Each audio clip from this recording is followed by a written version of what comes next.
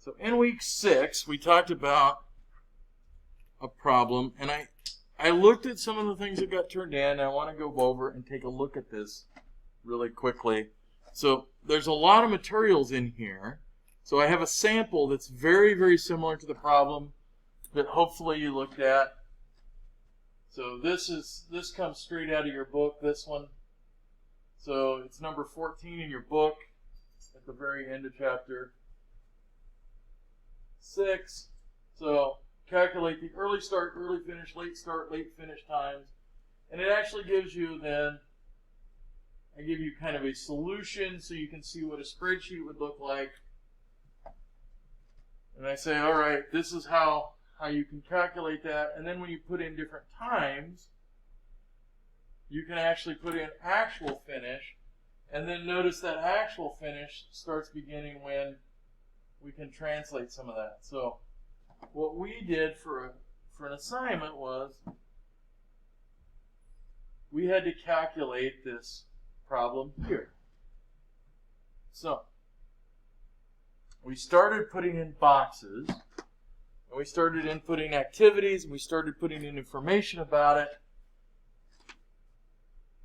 First thing we've got to do is go through and calculate where that critical path is. Based on this information, nope. Doesn't work as well as I'd like it to. Come back now.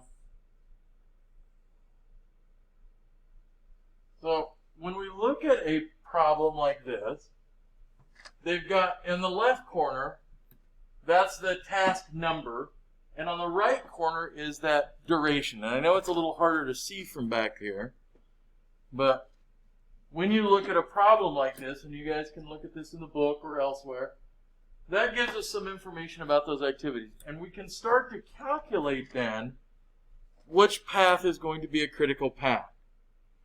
So in this particular case, we know that there are several different paths through there. And this looks interesting. We'll see if it actually works. I'm not sure if it does. So, yeah, it doesn't. Okay. I probably have to set up something a little differently. No, I don't want to do that. Come back. Yes. No. Okay. So we need to calculate those times through there. And so we can do that. And when we calculate through there, what's our critical path in this example? 1, 2. Which way do we go through it? So one of the ways you can do that to help yourself is calculate each path through and add them up. Calculator works really easily. 1, 3, 7, 5. So the first thing we have to do is calculate what our critical path is, so we know what it is. Oh, for the one below it. Okay. So on this particular activity, I don't know if I have a way to, I think I have a way to draw on here, but I'm not sure. So activities, so there's 3 different paths we can take. Activity 1, 2, 5, 7, and 8. 1, 4, 7, 8. 1, 3, 6, 8. So this first path, 2 plus 10, 12, 19, 19 plus 12, which would be 33, and 5 is 38. Is that the longest path? If I added those correctly real quick in my head, which probably I did not. Oh, 31. Yeah, probably. So 36 on this top path. The middle path then, 17. So 30. So you'd add those up. So which one is our longest path? That's one of the things we need to know. That's the critical path for this activity. If we do that, that's something we would mark down of, hey, I know I need to go task 1, 3, 6, 8. That's my critical path. When anything changes, I need to know if that critical path has changed, because that is the longest time that I should have for this project. So if an activity changes, so if activity D really takes 25 weeks or 25 days or whatever units, it's going to change that critical path for this particular problem. And so we can create and look at that. So the next piece we need to do is taking this data, we need to start to construct a worksheet. And Excel is your friend. So if we just do an Excel sheet, so we know we have, let's let Excel do all these adding and subtracting for me. So A, B, C, D, E, F. I can't see it on there because I only have one monitor. We go all the way to H.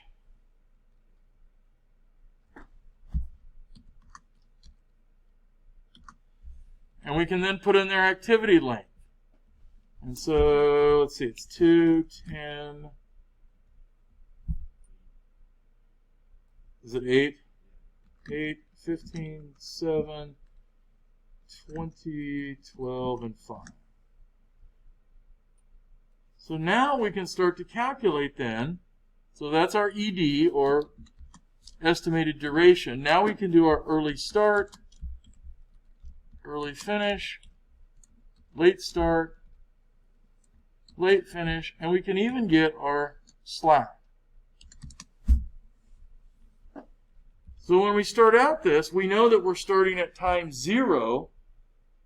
So this one's going to be 0, almost always, your beginning time. And we know that it is the sum of this number plus the estimated duration. So I can write a formula really quickly. So early start plus estimated duration says, oh, it's going to be 2. I then come down here, and almost always I know that my early start, because of the, I can put in those predecessors, and I know what that early start's going to be.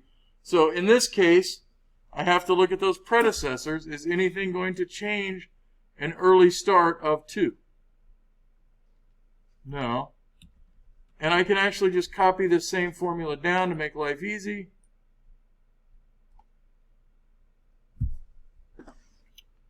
But my early start for activity C, what is my early start for activity C? It's also going to be 2, because notice that they're all dependent on activity A. So B, C, and D are all going to start out with 2 as their early start. So activity E then, what's my earliest start for activity E?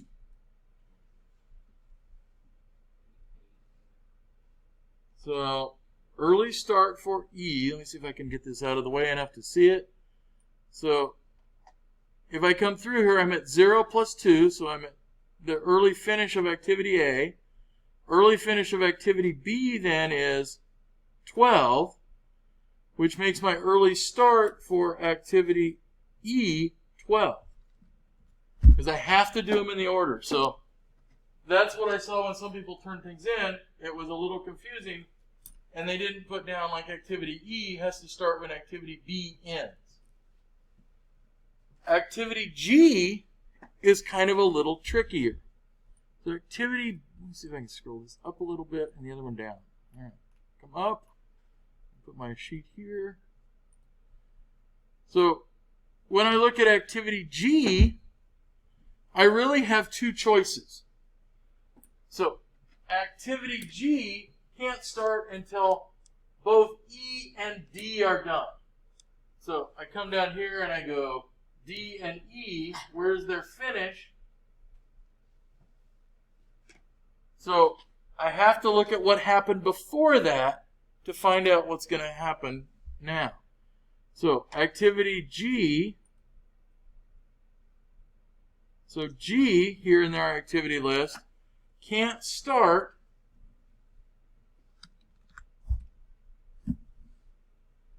until both of those activities have completed. activity E ends at, if I look at this correctly, at 19.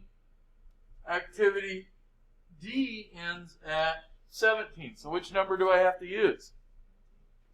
The 19. It's the earliest time it can actually start. Both things have to be done. We left out F temporarily. So F can't start until activity C is done. Activity C is done at 10.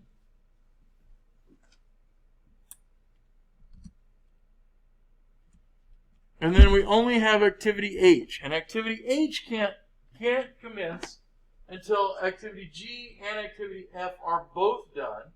So we have to look at the last time for that. So this one has a ending time of 31. G has an ending time of, G has an ending time of 31. F has an ending time of 30. Which one do we have to use? So we'll have to put in 31,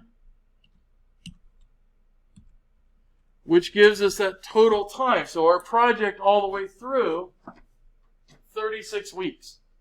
This activity should finish at 36 weeks if nothing else changes on our activity list. The question, though, asks, throw this out of the way here. So the question then says, can the project be completed in 40 weeks? Now, before we do anything else, can we do the project in 40 weeks? Yeah.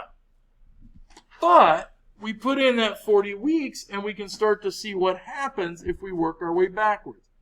So if we use this as a late finish, so now we're going to go from the backward side of this sheet and we're going to go this way.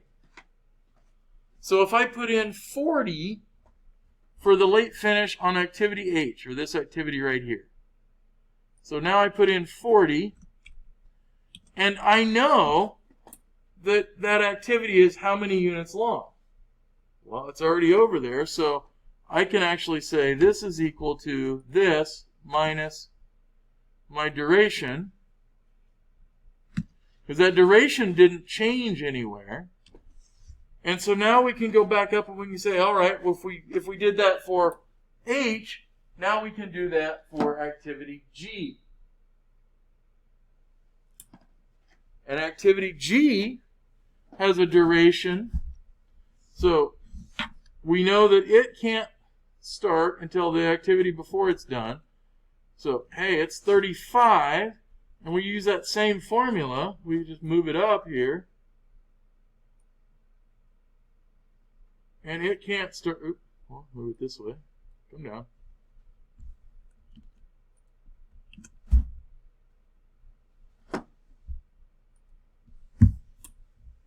So we can start to work our way up and down this list. And what we're looking for is that values of slack. So slack is that piece that we can manipulate around a little bit. And so in here, I know that at some points we have some slack because this activity ends, these activities are still going on, or vice versa. There's a slack piece in there. And that's what we're really looking for. So we work our way forwards, we work our way backwards. And so let me give you some check values here when I did this really quickly. So I will give you a couple of these as check values. So B should have a total slack of 4. C should have 5. F should have a slack of 5. So there is one outlier. I'll probably throw that one in. So D should have our greatest slack in this entire piece. There is more time after D gets done than any other slack piece in here. So if you work your way through there, you say, all right, now we know what those slack pieces are. And what it should mirror, what we should be able to mirror is that total slack should also show us where our critical path is. So those activities with the least amount of slack are generally on the critical path. That's how project management software works and does that. The other thing that we know is it's handy if we can put in all formulas, because here's what we could do. If I said, well, what if we did it in 39 weeks? And we can plug that in there. So that should give you a start on where to go on that. There is another part to that question that says it actually finished at 3 weeks, activity A did. So if I look at activity A, it's supposed to take 2 weeks, and it actually takes 3 weeks to perform. Oh. So what I a lot of times would do then is I would add another column here. And so I might put actual finish. And so we might say, all right, that's 3. Then we're going to be at 12 and 13. And if we get down to the end, once we put in those actual values, so it's going to change this duration here. So when I get down with these activities, we can figure out, oh, it actually took 3 weeks. And then I have to work my way back through there to see what the actual time of that project is then. And if those activities exceed that amount of slack, so if the difference in those, that delta, is bigger than our slack, then our project has changed that critical path. So in this particular case, when you work through this, what you should come up with, and I'll tell you the answer, you should have that as 38 weeks.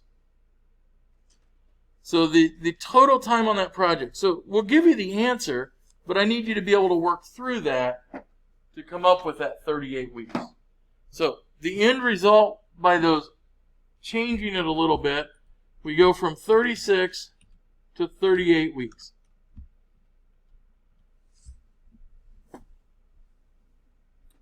There is one last question in there that you guys need to answer. And that is, what is the activity or activities that we focus on to get that back? Hang on a second, guys. I think the hospital called about my dad. Apologize here real quick. This bad.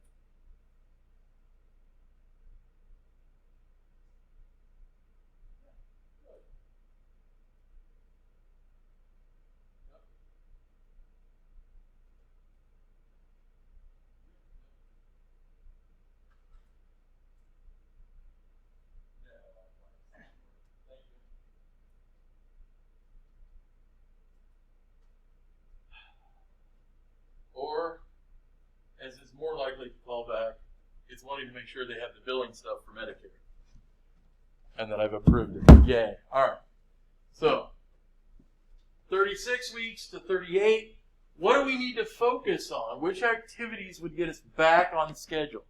And so that's when you start looking at this, and you put in those actual values, and you recalculate that critical path, and you look which activity could possibly be the one, or activities, that we need to focus on. It may or may not be the activities that have actually changed times. Because if you look at it, did activity B go up or down in time? It actually went down in time. So it may not be any of these activities that we looked at. It may be another one in that entire case. So that is where I will leave you on this one. I gave you some check figures. It's not horrible, but the biggest problem is how to figure out, for example, when I go through this direction, what those early starts are as we go through it. And you really have to refer back to this document so you can kind of see the order of those to make sure that you're doing those correctly. There's some mathematical ways, and we can build a really uber complicated spreadsheet, and there's some out there, and I showed you the one from Velix that do that. And what they essentially do is pool everything together and then do some max mins, and so they're not horribly complicated, but it's a little further than I want to drag you guys down to. So the other thing you can do to check this and this might be interesting, is you can take this into that Project Libre. You have the activities, you have their predecessors, and you have their durations. And you could actually plug it into a tool like Project Libre or Office, and it's going to give you exactly that same numbers. What it's not going to do is create the early start, early finish chart for you.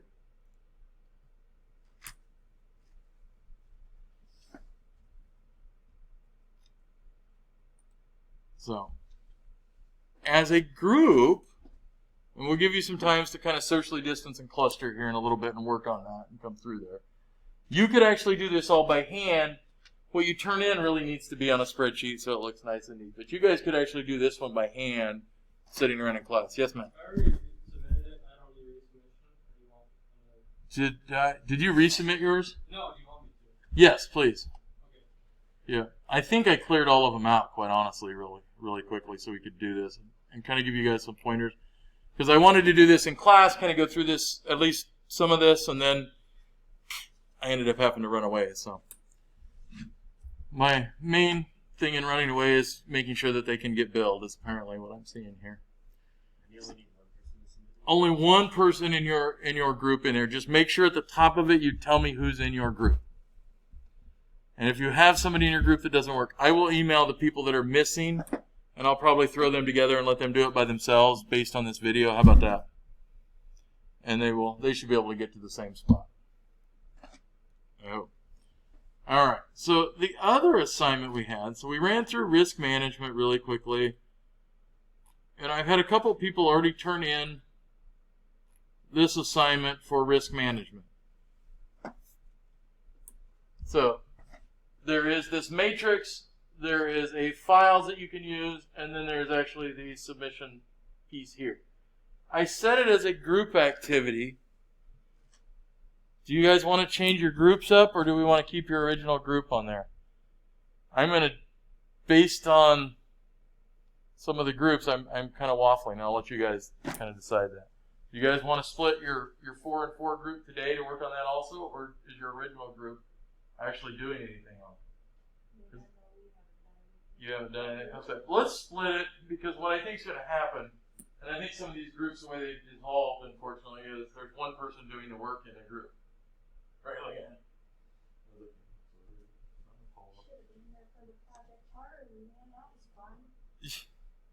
We had people quitting class. Yeah, it's great.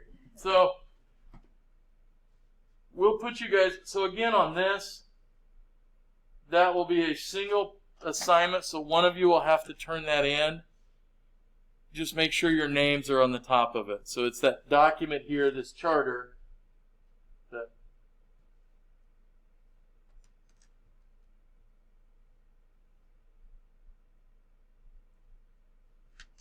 so this document here, what you can certainly do is just add a column and add, these are the people working on it up there really quickly to make sure that you all get credit for it. So, yeah, so of your group of 4 people, only one of you needs to submit it. Of your group of 4 here working today, because you should be able to almost get that probably done today. So we also might want to exchange some email and some information, but you can work on that on paper even to get some of those items out and list it out. So the other one I want to look at, last week we had this horrible assignment that somebody gave you. I'm just giving you all of them real quick, and then I'll give you some time here to start on that. I think what I might do is just give you time on that one. I was going to go over this problem, and I think I'll wait till Tuesday to do this one, since we're kind of rearranging the world around you guys a little bit. So in this case, I want to go through this problem, and I want to do that. Then we'll do that on Tuesday and figure out who's here and what groups are here. Hopefully we have some people back by then. So hold off on this project here as a project for now. What we're gonna do is work on the risk management and the early start, early finish. Instead of giving you 3 of them, I was gonna go all the way through that, but let's use this time in class today to work on those 2. And I think I see enough computers. You guys can probably all socially distance in a pod don't pass any diseases to each other. But if you socially distance around a pod, I think you can safely turn those two documents in. All right. I will email people that are out of here. So Austin, you may hear from Don, and I will record this really quickly. We're gonna let me stop my recording, maybe.